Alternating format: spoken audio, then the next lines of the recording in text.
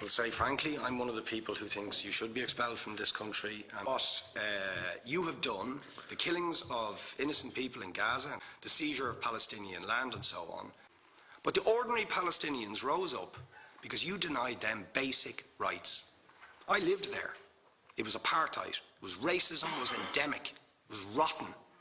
Absolutely, I was shocked within weeks of living there to see how you treated Palestinian people. And isn't it the fact that the law of return, which is the basic law of the Israeli state, is a racist apartheid law because it confers rights on Jews that it denies to Palestinians. It allows, for example, if I was Jewish and had never stepped foot in Israel, I could claim citizenship there tomorrow, but 6 million people whose origins are in what you now call Israel, who were forced out in 1947 or 48, do not have that right. Isn't that part of the reason why the Palestinians are in dispute with Israelis? Because you deny them the right to return to their homes and to their land and to their villages, and that they have a legitimate claim, even under international law, to return, but you deny them that right. Why do you deny them that right? And why do you give that right to other people who have no connection whatsoever with the land, whether you call it Israel or whether you call it Palestine? Why do you continue to seize land? Why do you continue to seize land if you're serious about a two-state solution? Why do you continue to seize land which under that agreement is land designated to be Palestinian land? 500,000 people. You allow that to happen. Why do you allow it to happen? If you're serious about giving this land to the Palestinians, are you not just taking us, Ambassador, for idiots?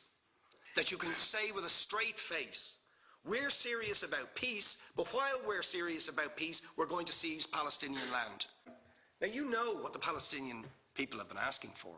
Far less even than some people would ask for. Because I believe the whole apartheid system should be dismantled. But what they've asked for is to lift the siege of Gaza. Just to lift the siege of Gaza. Let them not be dictated to by a government for whom they do not vote as to what can go in and out of their territories, whether they will have power, whether they will have clean water, whether they will have medicine. What makes you think you're allowed to have nuclear weapons and the fourth biggest army in the world and visit destruction on the people of Gaza, but they have no right to defend themselves? They have no territorial sovereignty over that land. Lastly, Ambassador, describe your state as an apartheid state with different laws for people depending on their race or religion. Now, isn't that just the case that, for example, at checkpoints going into the West Bank, there's a channel if you're Israeli or European, and there's a channel if you're Arab? Just because you're Arab. If you came into Dáil Éireann and they stopped you and said, "Are you Jewish?" "Oh no, sir, you can't come in through the same entrance as Irish people or European people because you're Jewish," you would call that racism and apartheid. But yet, you practice that.